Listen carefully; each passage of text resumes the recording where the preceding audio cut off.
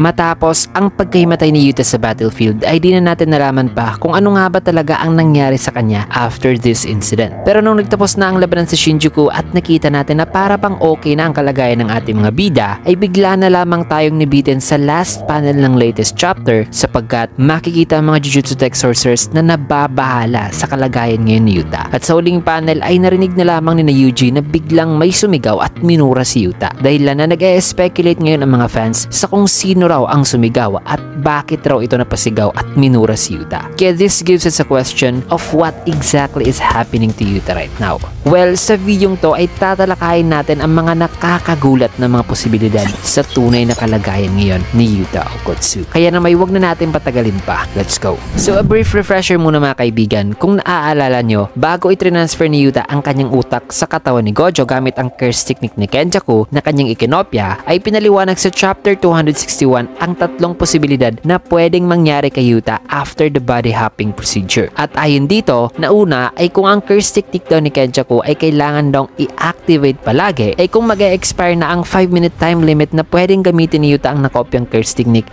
at hindi pa rin siya makakabalik sa kanyang original na katawan, ay paniguradong mamamatay daw si Yuta along with Gojo's body. Pangalawa ay kung ang pag-activate naman ng curse technique ni Kenjaku ay by interval daw, na kumbaga let's just say every 1 hour ay kailangan ulit na i-activate ni Kenjaku ang kanyang curse technique para ma-maintain ang kanyang pamamahay sa katawan ng vessel, ay kahit na lumagpas man si Yuta sa 5-minute time limit ay still maaring hindi pa raw mamamatay si Yuta. Pero eventually mamamatay din si Yuta kung kinakailangan na ulit na i-activate ang curse technique after 1 hour. Kung kaya't ang third and last possibility na sinabi ni Meimei na maaring mangyayari kay Yuta ay kung ang curse technique daw ni Kenjaku ay kailangan lang daw i-activate ng isang beses, ay once na ma-activate na ron ni Yuta ang curse technique ni Kenjaku para makontrol ang katawan ni Gojo, ay even after 5-minute time limit ay may posibilidad na pwede pa ring mabuhay si Yuta. Ngunit habang buhay naman siyang mai-stuck o mananatili sa katawan ni Gojo. So yan ang mga tatlong possibility na diniscuss ni na Meimei mga kaibigan noon na pwedeng kahinat na ni Yuta kung sakali mang lilipat siya using Kenjaku's curse technique sa katawan ni Gojo. Pero unfortunately, nung kinalabanan ni Yuta si Sukuna gamit ang katawan ni Gojo, ay nakita natin na wala sa tatlong posibilidad na i-discuss ni Meimei ang nangyari mga kaibigan kay Yuta. Sapagkat matapos ang domain clash noon ni Yuta at Sukuna na humantong sa pag-collapse ng kanilang domain expansion, ay nakita natin na dahil sa curse technique burnout ay bigla na lamang na nahimatay si Yuta bago pa man nag-expire ang 5-minute limit. Nagresulta ito sa paghinto ng kakayahan ni Yutang magamit ang curse technique ni Kenjaku. Meaning, may remaining time pa sana si Yuta dito na makabalik sa kanyang original na katawan. But the question is, ang remaining time ba na yan ay napos dahil nahinto ang paggamit ni Yuta sa copied curse technique at magpapatuloy lang ang countdown once na ma-recover na muli ni Yuta ang na-burnout na curse technique, o di kaya nagpatuloy pa rin pala ang countdown kahit na nahimatay na si Yuta, na kung hindi siya kagad makakabalik sa kanyang original na katawan within the remaining time ay maaaring mamamatay talaga siya.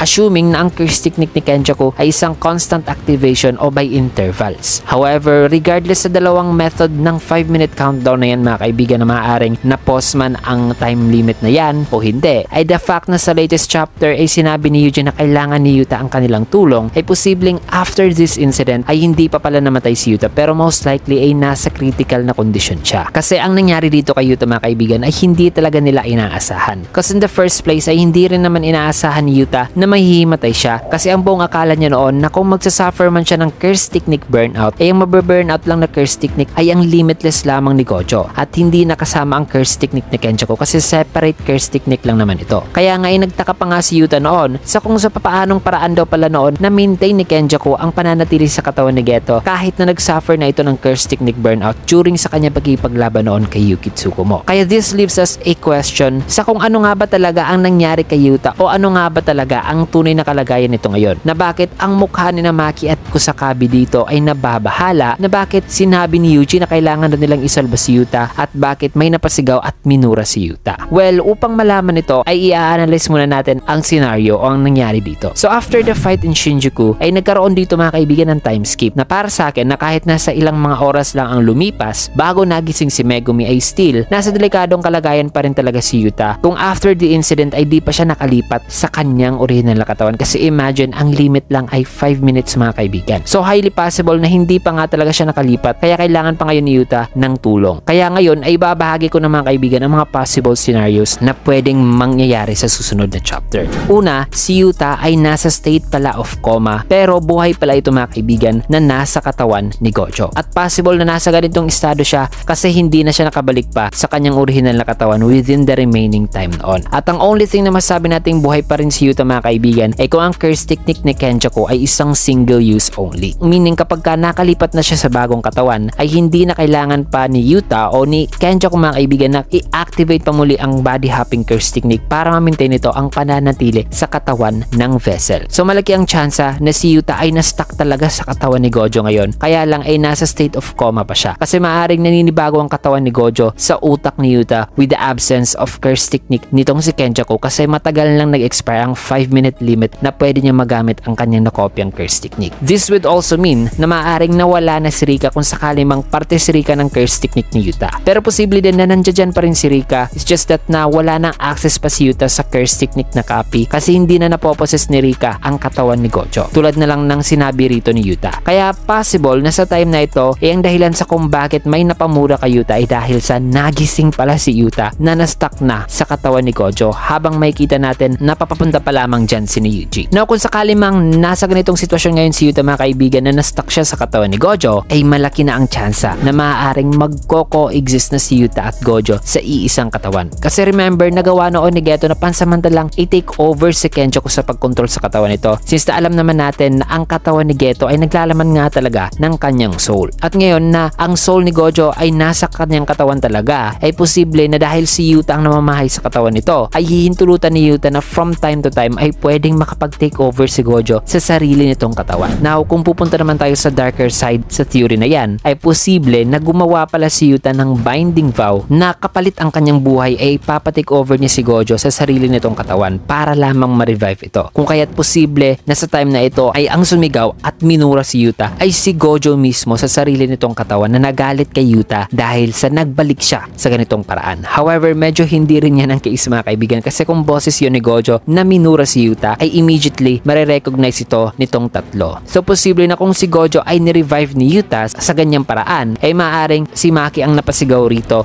at minura si Yuta sa ginawa nito. Now ang other reason naman kung bakit kailangan pa ni Yuta ang kanilang tulong ay maaaring nasa state of coma pa rin si Yuta mga kaibigan pero si Gojo ay na-revive pala at nabuhay muli sa katawan na ni Yuta dahil posible na i-transfer din ni Shoko ang utak ni Gojo sa ulo ni Yuta during sa transferring process. At this time na sa mga oras na ito ay ang dahilan kung bakit minura si Yuta ay posibleng nagpakamatay na si Yuta sa time na yan na in return ay makakabalik naman si Gojo sa katawan ni Yuta at posibleng magagawa yan ni Yuta mga kaibigan in a form of binding vow na a life for a life. But personally I doubt this theory mga kaibigan pero who knows diba? Might as well isagad na lang natin ang teorya natin dyan dahil 3 chapters na lamang ang natitira. Pero highly possible mga kaibigan na something crazy is happening kaya may napasigaw at minura si Yuta. Also if you guys know, ang tanging nag-a-address lang kay Yuta by his first name ay sina Maki, Panda, Rika, Laru. Pero Yuta-chan nga lang ang tawag ni Laru sa kanya at finally si Gojo. Pero highly possible na si Maki yun since na ganito kadalasan ang reaksyon ni Maki pag may gagawin itong si Yuta na reckless mga kaibigan. In conclusion, para sa akin, ang maaaring nangyari dito ay posibleng nagising lang talaga si Yuta sa katawan ni Gojo kaya namura siya ng certain individual kasi permanently na-stuck na siya sa katawan ng the strongest sorcerer in the modern era. Pero hopefully kung sa ganitong route man dadaan ang kwento ay sana kahit nakakalungkot ay hindi gagawa dyan si Yuta ng kahit anong form of binding vow na ikakamatay niya para lamang ma-revive si Gojo whether dito sa sarili nitong katawan o sa katawan ni Yuta. Kasi knowing Gojo mga kaibigan ay ayaw niyang gawin yan ng kanyang estudyante na si Yuta. Mas okay na lang na siguro